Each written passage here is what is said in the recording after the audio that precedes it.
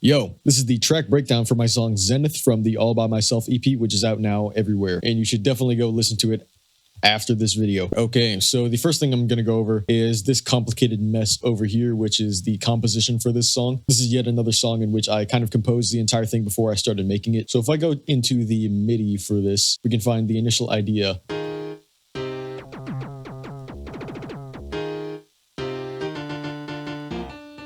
I don't know when I made this, but I sure did make it. And that was pretty much all I had at the time. I think I made it while like strolling around in my backyard, and it just kind of popped into my head as most of my song ideas do. Now, of course, it didn't sound like this in my head. It sounded, kind of how it sounds now. And then I ended up flushing it out a bit more.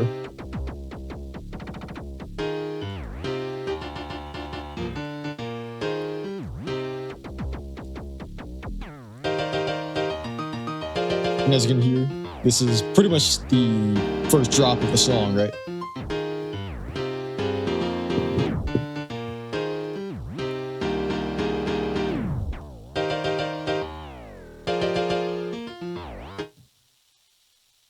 And then I fully flesh it out and changed the key of the song. For the intro, basically what I did was I took the chord progression that was kind of happening in the drop, and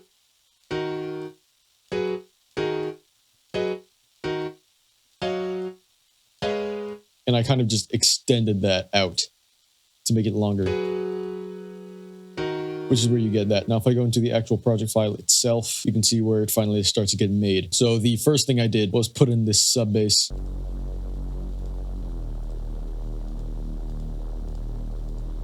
I think I initially had a tuba, but I decided to use this respace instead. What these wavetables are just saw waves with some unison and then resampled multiple times over. This one's an octave higher, and I have the sub itself because I believe, I took out the fundamental from each of these wavetables, and that's got full tube distortion. I've got an OTT turning the high all the way down and also a low pass on that. And then for some extra processing, this is a mid-side EQ to make sure there's no low side information. This EQ is not doing anything, so just ignore it. And this is playing the bass notes for this part of the song.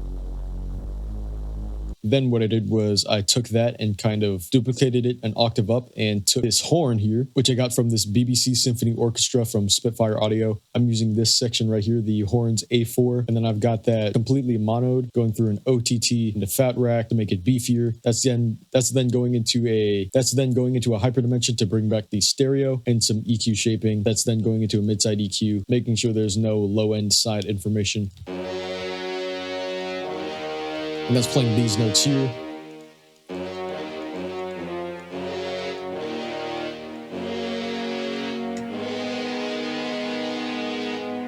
The first half doesn't have any extra notes. It's just the kind of fundamental bass notes. And then I start adding fifths here.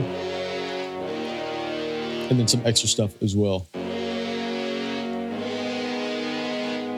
And then I added the rest of the orchestra. Starting off, they are all going into this final processing here, which is just a boost to the high end.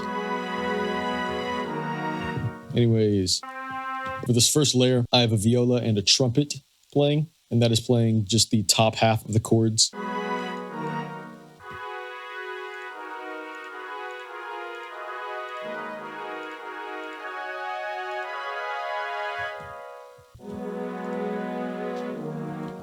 And then I have a choir from Labs, some violins, and some trombones playing the lower half of the chords.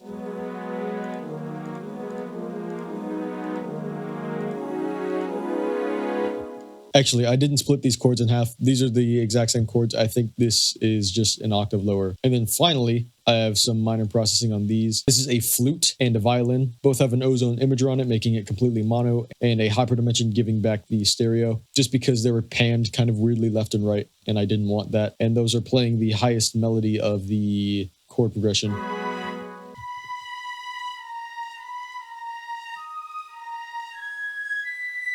And then once again, those are all going into this EQ.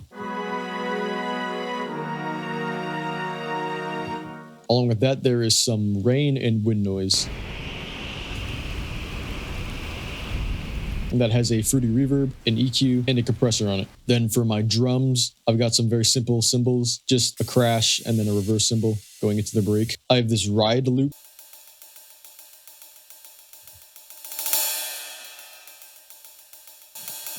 This one is kind of playing pretty consistently. And it's the same as the ones above it, except the out is all the way up, so they're shorter. So I have that playing in triplets, and I'm doing some stuff with the volume there, just to give it a certain flow. And then I've got these periodically happening. And then finally, I have these drums.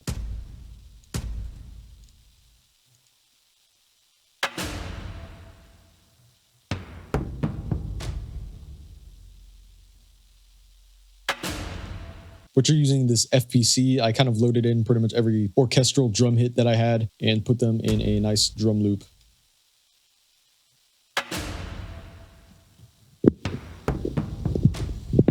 And then those are all going into this mixer track, which has a transient shaper, compressor, and EQ to take out some of the low end. And then there's a fruity balance, which takes out all the volume between the break and the buildup right here. Over here, just before the buildup starts, I have, you know, the big snare. Going into the break of the song, I've pretty much cut out all of the orchestra besides this one horn. And I've opted into using these staccato strings here, which are just a bunch of strings, you know, they're strings. There's some violins, violas, so on and so forth. Playing this melody right here. I have a new sub bass playing, which is a tuba. Once again, I'm making it completely mono. That's going into a fat rack and a Fruity Blood overdrive to distort it. And then I'm doing this EQ shape, taking out most of the high end, just shaping it up a little bit. And then I have a Serum Effects to make it wider again. I'm splitting the sub and everything else. So everything else is going into this automation for the low pass.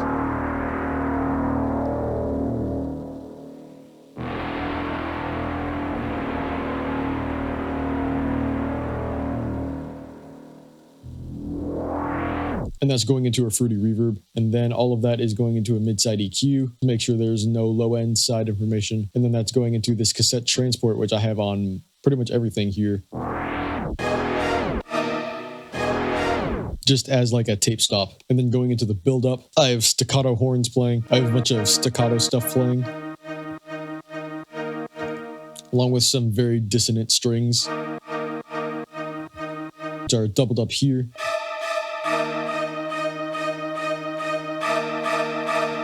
And then it also has the horns themselves here. This is the same processing as earlier, except the horns are just staccato.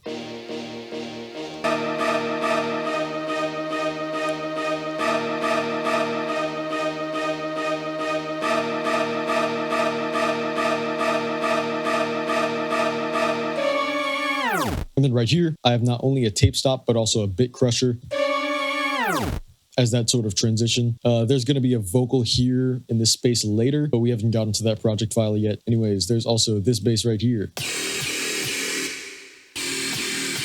which is a bunch of very spectral wavetables and this weird spectral noise. And, you know, it's just a normal bass. I've got some filtering on it and some distortion and OTTs. That's then going through 3 OTTs and a fat rack. And that's being parallel processed between a reverb and just some EQ shaping. And that's got nothing else on it over here. And then there's a kind of pitch shift over here. And then the actual sub bass, which is just a normal sub.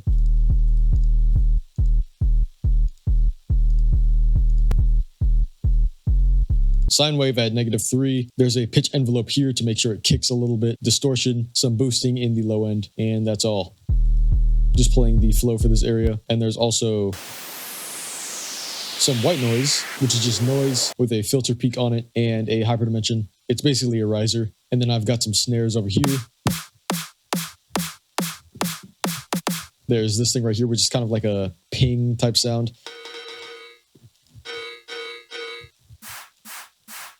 This part of a snare just for some extra width and air, and then this kick on the bottom of it to give it some more thump.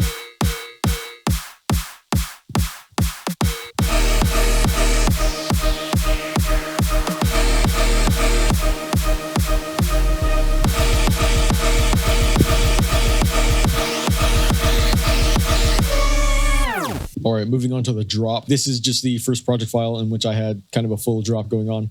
Not all the basses are present yet, but, you know, close enough. First of all, drums. Very basic. I have pretty much one of two of the only kicks I ever use. I have a reverse version just as a sort of swell, and then a smaller version kind of to just rhythmically fill space sometimes. And these are the exact same snares as before. This is the same ride cymbal as before, except with the drop rhythm.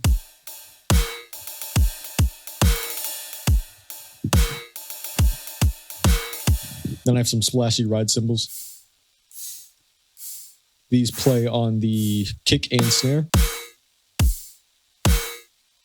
And I have this extra, more metallic ride cymbal, which is just to accentuate the rhythm of the drop. Then I have 3 hi-hats. They are playing in triplets. And an open hat. And of course my crash cymbals are back. There's not much processing on pretty much any of these, besides the cymbals, in which I'm just kind of taking out low end. This is a full drum beat, by the way.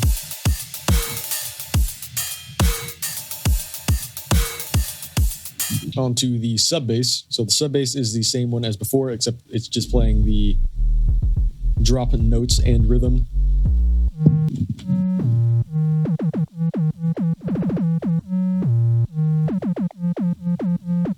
So first of all, we have this kind of bass hit here, which is paired with these super saws. Okay, first of all, let me go over the bass itself, turning off the MIDI out. So first of all, I have my growl from my growl tutorial, and I'm kind of just messing with the automations that I have available. That being the pitch bend and the growl itself. And I have them differing every time it hits just to create some variation. That's then going into this EQ and a fresh air. And that's being parallel processed with the melodic stuff, which is taking a chord input from the MIDI out here. So I'm taking the input from out of just the initial growl patch. And that's going through a resonator, which has some EQ shaping, and also a vocoder, whose carrier is kind of this super saw deal here. And I have some modulation with not only the cutoff, but also these sync. And I have some modulation not only with this low pass, but also these sync warp modes. That's also going into some EQ shaping, and then they are both going into an OTT. Some more EQ shaping for the entirety of the melodic thing. A fresh air, turning up the high end a lot, and then that's being parallel processed with a mid-side EQ, turning down the side a little bit. That's going into the full bass, and then that's being parallel processed with a delay, which sounds by itself like this. I think it's just adding some wideness. Not really much going on there. And then those are all going into an EQ, which doesn't do anything. And then those are layered with these chords. These chords are just a bunch of chord stacks. There's some lower and higher layers, but one of the main layers is this one right here, which instead of using unison, it's from an AU5 tutorial. It's using these chaos modulators on the coarse pitch to make it sound, you know, more gritty. And then paired with the other ones. The other ones being this sort of square saw patch. I think pretty much all of these have this kind of processing. This is at -1, so this is kind of a semi-mid layer. And then this layer here, which is the highest layer, using a bunch of saw waves, pretty high octaves as well. And then a 3x oscillator, just to get the mono saws. Altogether, they sound like this. And they are playing the chosen chords I had for this section, together with the growls. The next bass is the main bass for this half of the drop. While this final note of the growl was playing, I wanted it to kind of fade in with the next bass. So I have it kind of fade in with this fruity balance volume thing. And for the bass itself, if I can just find it, hold up, it's pretty complicated. Okay, give me a second to just decipher what's going on. I have no clue. Okay, so what it is 2 bass patches. This is the initial one. If you can see down here, I have these automations, which are kind of the shape of the sound itself. I'm going to turn my sidechain off again. So what that is just this macro, which is controlling this phaser, and that's just giving it some filtering. But what this is a couple of wavetables. The main one is this Atlantis.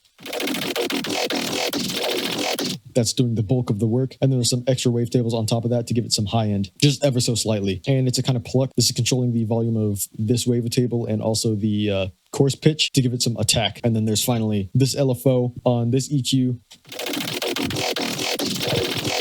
to give even more movement. Then there's an OTT and distortion that's going to 3 OTTs, a fat rack, some EQ shaping, and I'm making it more stereo wide with a hyperdimension. And then the second patch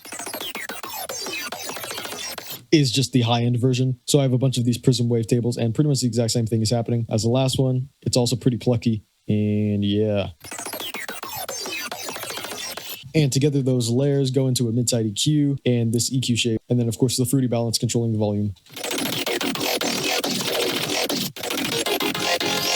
And then for just that part of the song, I have a resonator just for some little chords. Nothing too much, just a little extra there. Next is this bass here, which is a very heavily distorted bass. It's this wavetable. I've got this on the asymmetric thing. There's some filtering with this low pass and this EQing here. And there's a ton of distortion and some compression in a hyperdimension that's going into this vocodex, which is doing pretty much the same thing as I mentioned with the other vocodiscs, turning the modulator pitch shift down to get a lower tone. 3 OTTs, fat rack, EQ shaping. That's it for that one. And then I have this sort of melodic fill area where I've got these chords. This is 3 patches. This one kind of sounds like a synth brass type deal. It's just a supersaw, you know. And then I've got the sync on. It's also not detuned very much besides this one at a higher octave. And this one at the higher octave is just very plucky. So it only lasts for so long. It's more of a transient than anything. That is layered with this one, which I did a lot more on. I used some weirder wavetables and kind of just messed around with the wavetable position and the sync. And then I have this LFO on the levels to make it more plucky. These aren't doing anything because they're off, but I have a multi-band compressor on those. And then finally, I have this one here, which is pretty much the same thing as the rest of them. It's a sort of long pluck, and it's got quite a bit of distortion on it as well. Altogether, those sound like this. And they're, of course, playing these chords here. And that is layered with a lead, which I believe is incredibly simple if I go into it. I guess not, actually. Okay, so first of all, these 3 are going into an OTT and a reverb. And it is this here, which is a sort of sine wave pluck. It's got some distortion on it, and it's layered with this wavetable. That's layered with this bell sound here from Flex. And a synced square wave to give some movement to the sound. Altogether, they sound like this. And to fill in the space between those chords, I have this bass, which is this weird wavetable. I have the remap on because I was interested in that. It just gives some pretty weird shapes. And this is all the way off. And so this sine wave is being FM'd from that, along with a sort of sub here. I have some filtering with this, and some more filtering, then distortion, multi-band compression, and hyperdimension. That's then going into a fat rack. I believe later I add a resonator to this specific bass, but we'll talk about that when we get there. There's also some extra filling from it here. This one I made sure it was playing some higher notes. Next up, I have the main bass of this half of the drop, which is one of the cooler basses I've ever made. For final processing on this one, I have a cassette transport, which is a tape stop on it, so I could get effects like that, because that's kind of what I envisioned in my head. Anyways, I already have a video on this bass, so I'm not going to go into too much detail. I'll put the link to that in the description. But basically, the main thing is it's pretty much my normal color bass processing where I have a resonator and vocoder layer. And then I have 4 layers here for the dry bass itself if I mute the melodic one. This one. This one. This one. For some high-end stuff. And then this one. So it's just kind of a very heavily layered bass.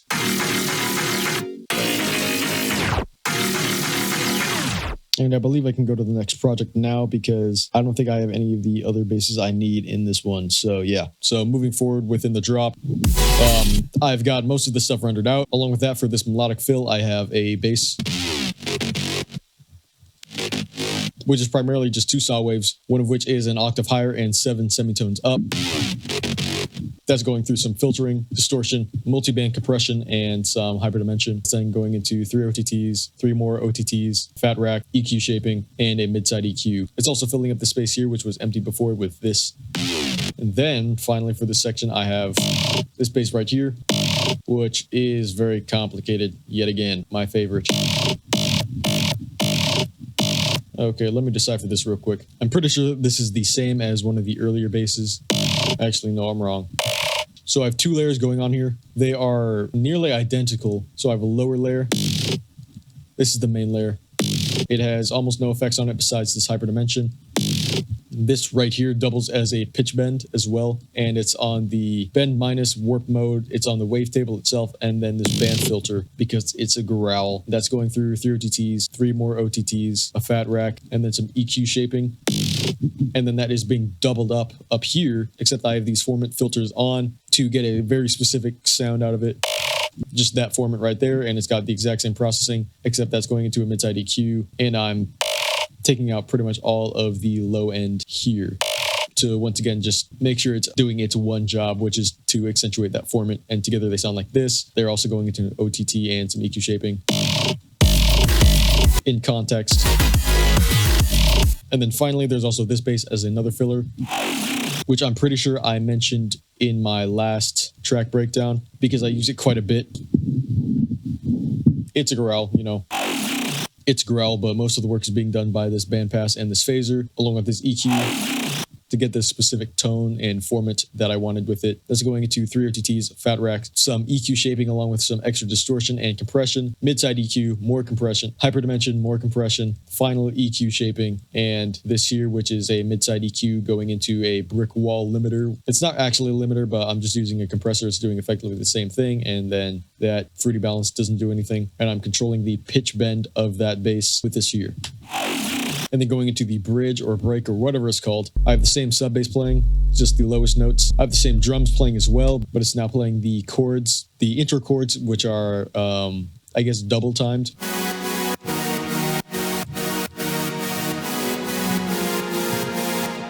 With these super saws here. This is kind of just like a side chain super saw.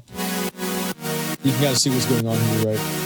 That's going into a hyperdimension, and then that is also going into a delay for some reverb, and then, you know, there's this EQ for EQ shaping. And then I've got another bass playing right here as just the bass layer for those chords. So this is a saw wave vocoder to a bent saw wave, and that's going through an OTT and a fat rack. And then that is going into a Fruity Blood overdrive, an EQ for some EQ shaping, taking out most of the high end, and then a hyperdimension to make it sound like this. Paired with the sub bass, you know, and then the chords. And there's also this lead here.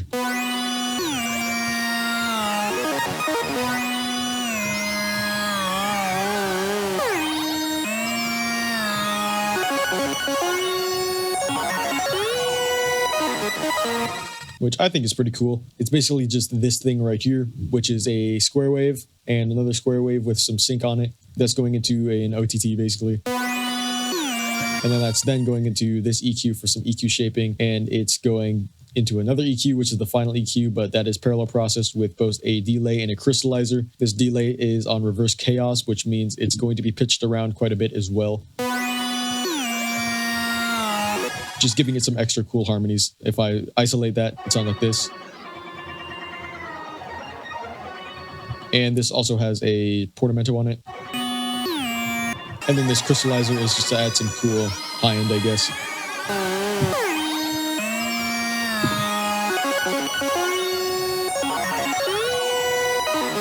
And then I have a normal melody and sort of an arpeggio periodically occurring.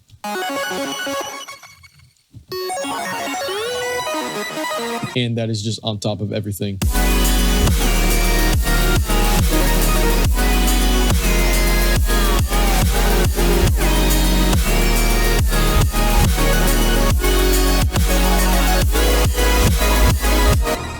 This then goes directly into, I guess, the next part. I guess that was the bridge because this is the break, if I have my song structured words correctly. First of all, I have the kick playing every once in a while. There's also the crashes, reversing, and just normal. And then I have the staccato strings coming back in.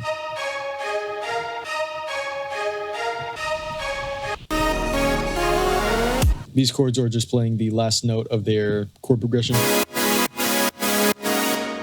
I have the original sub basses back, along with the rain and wind, and I also have a pad here.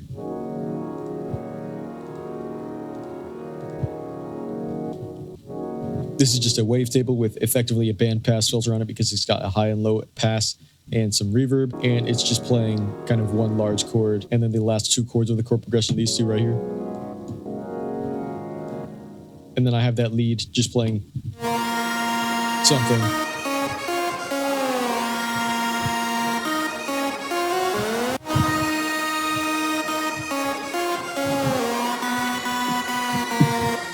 This part right here is changed eventually. It's no longer this kind of descending note thing anymore. That then goes pretty much straight into the same buildup as before.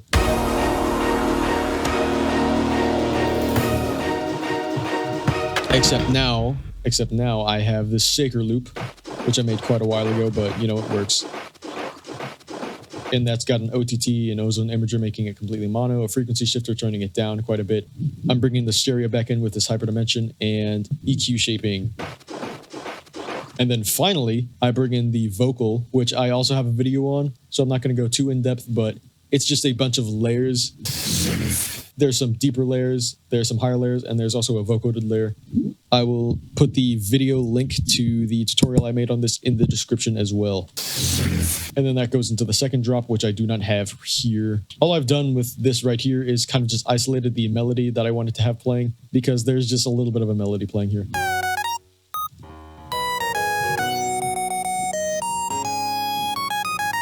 If you've seen this kind of semi-song I made, I think it's on TikTok. It's Tear Out that I made out of my cough. I pretty much just copy and pasted that drop here.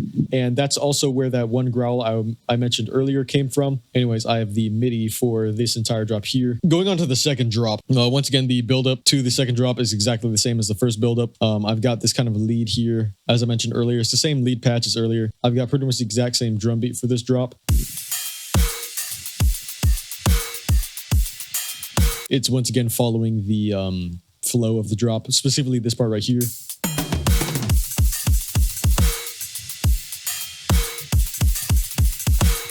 And I've also created a tom fill. This is just another FPC where I have all the toms I have, and then it's going into an OTT transient shaper Fruity Love overdrive to give it some distortion, making it all the way mono, doing some EQ shaping, bringing back the stereo width with the hyperdimension, and then this Fruity Balance just to control some of the volume, because without that it kind of rings out, which I didn't want if I turn that off. So, you know. And then first off, I have once again the sub bass is exactly the same. It's just playing the notes and flow of the drop. And then just for a little bit of the drop, I have the original main bass. And then there is the main bass of the first half of the second drop. I'm going to turn some of this processing off. So what's happening here is there is the main bass from the second half of the first drop from earlier without all the color-based stuff. Once again, I have a tutorial on this bass, so I'm not going to go over it, but that is being layered with this sort of yoi here. The yoi of which I'm controlling with this, or these automations here, and then the pink ones are the volume. And what that is just really you can use any wavetable. And then the volume is also controlling the wavetable position. And basically how you create that yoi is just to have a low pass and a downsample distortion module in there. As you can see, if I take that away, it sounds a whole lot different. And if I just have the downsample. So when you have a downsample specifically with a low pass, it creates the yoi that you're looking for. And then once again, I have that layered with this bass here, just to make it a lot thicker. That's going into an OTT, some EQ shaping, and then this delay is acting as a very washy reverb that's going into more EQ shaping, so I could get this kind of sound right here. And then finally, I have this bass, which is going to be used just as a lower layer for a chord stack later. I think I mentioned this bass earlier. It's kind of just a copy and paste, except using this one instead of these two here.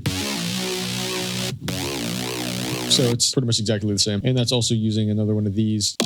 Going on to the next project file where we can see the rest of the stuff that I need. Hopefully the drop is finished in this project file. So first of all, going back to the first drop, I have a pad here. which is just some super saws with an envelope on them, high pass as well, some OTT, and some EQ shaping, just to fill out some space in the background. I also have a sort of thing going on like that with these leads, which are effectively just another pad. This kind of pad lead type deal is also coming from the Cough Tear Out song. What this is just these tubular bells going into an ozone imager, making them completely mono, and then getting their stereo back with a hyperdimension. That also has distortion and a compressor on it. And these pads are coming back in the second half of the second drop. Anyways, going down to the basses once again. This bass has been finalized, except it has these specific chords, which I planned out earlier, once again through a resonator, if I can find it. Yeah, this right here, and then that's being layered with this, which is effectively the same patch as these leads earlier, just to add a layer to, you know, this bass. I don't know if I keep it later, but yeah, there's also this growl, which I guess I turned it off, but which I guess I just sampled it out. It's that there. Anyways, I have these leads now, which are taking place of the lead I had earlier. There's this one, which is kind of the main lead. It's actually incredibly simple. First of all, it has some portamento on it, and it's just a saw wave with some unison that's going into a blood overdrive and then high pass pretty heavily, and that's being parallel processed with a reverb made out of a delay. And that's also being layered with this one right here. I believe I've mentioned this patch before as well. It's once again the saw waves with the chaos modulation on the pitch. They sound pretty good together. Except this time, this has a reverb on it as well.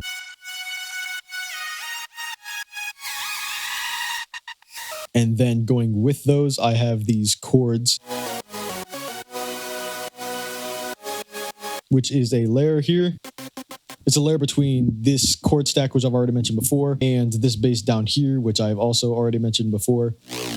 But what's happening here is that it's being resonated, if I can just turn this one off, as you can see by this MIDI out right here, and that is using square wave instead of a saw wave. So together those sound like this. And then with the leads, and that's being used as a melodic fill.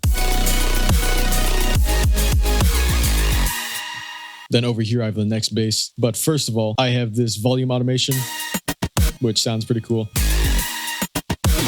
And then there's this next bass, which is kind of complicated, but you know, it's a very heavily layered bass. Let me turn my sidechain off. I tried to make a sort of like gunshot bass, so it's got this higher layer.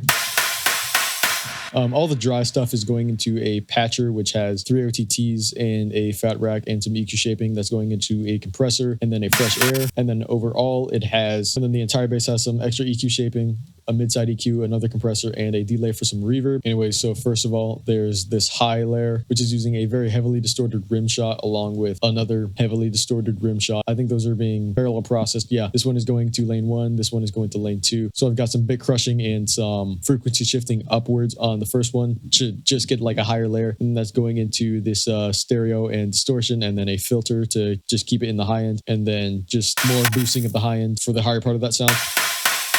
That's being layered with this mid layer, which is 2 layers. There's this sort of gunshot sound, and then this other gunshot sound, which are layered together. And then the lower layer.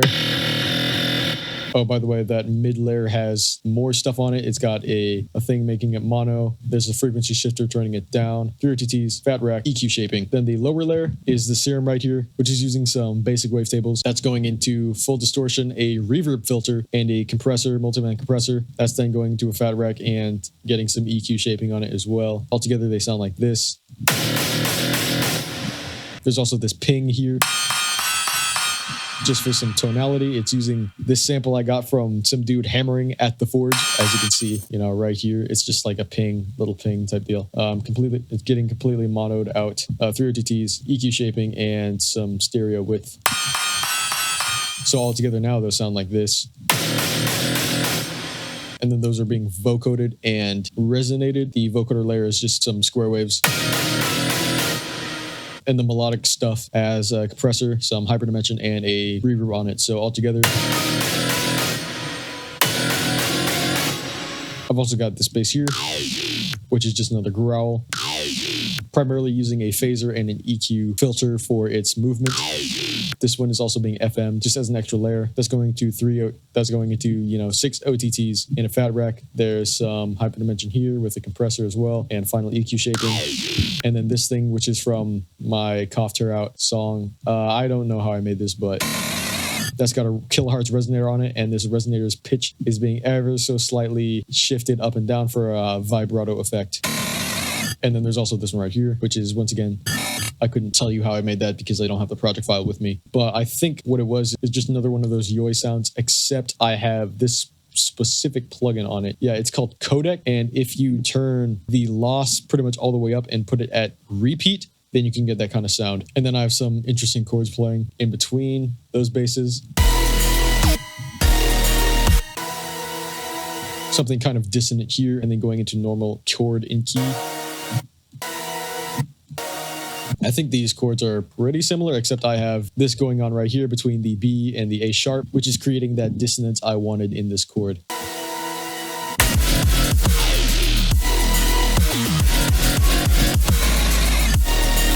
And then finally, I have these filler basses down here, which are pretty much the exact same patch, I'm pretty sure. So let me just go over them one by one. All of them have an OTT and this EQ shape on them. First of all, there's this one, which, 3 OTTs, fat rack, mid-side EQ, all of that jazz. And this is a pretty normal bass. The main thing that's happening here is this FMing from this saw wave, which is got a bend on it, and then this comb filter as well. That's also got more combs filters, specifically this combs right here, and then there's filtering. This next one, it's the same patch, except I don't have the comb filter on it, and I'm using a formant instead. This is also accentuating the formant itself, and I'm still FMing, And then there's this thing right here, which is the exact same patch, except I'm using this and this, which are turning it into a kind of machine gun bass. This is the same patch as before, except it also has distortion on it, and it's going through a vocodex, which is turning the modulator pitch shift down, which is effectively like a formant shifter. It's just making it deeper, and that's doing this. And then finally, I have these couple of basses back. Got lower bass, along with the chord stack and the leads. And then that's going into this lead solo here, which is effectively the same as the break from before, except I have a dissonant chord here as well, right here. Which I'm pretty sure is just because of these couple of notes, which is just because of this A sharp and this E here. And that is being accentuated by the lead itself.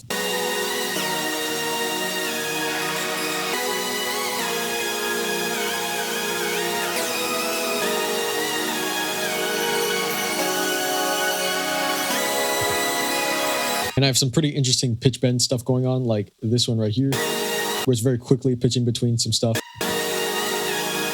I have that pitch bend in there to kind of humanize it a little bit, because of what I did before putting this lead solo down over here, where I have the original lead, is what I do with most of these is I kind of hum it in my head first, is I kind of figure it out in my head and then hum it first. And so the specific pitch bends that I have are exactly what I hummed. So when I was humming, I had this going down from this very high note to a low note, and then this kind of pitchy bendy stuff going on over here as well. So yeah, and then every time I have these sort of very complex arpeggios happening, I have a delay coming in to wash it out because I didn't want too much attention being drawn to that arpeggio. So this delay right here, it's also got a high pass on it, by the way. And that is the outro of the song.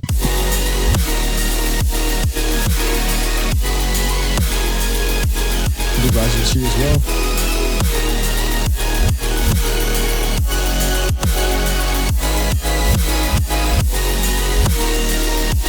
And then I have a very slight change from this first half of the outro to the second half of the outro with just this one note right here.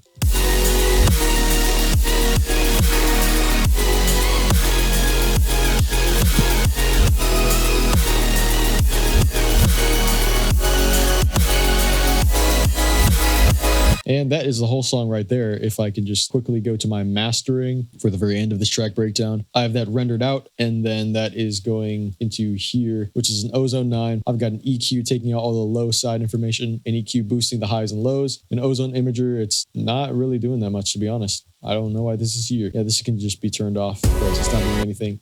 and then a limiter and maximizer combination to make sure it's the right volume. And that is the entirety of the breakdown for Zenith. If you want to listen to the song right now, you can on every platform besides SoundCloud, because DistroKid does not release to SoundCloud. So yeah, that's all for now. I have, I believe, one more track breakdown to make and release. It's going to be coming out maybe 2 days from now. And yeah, that's it. Peace.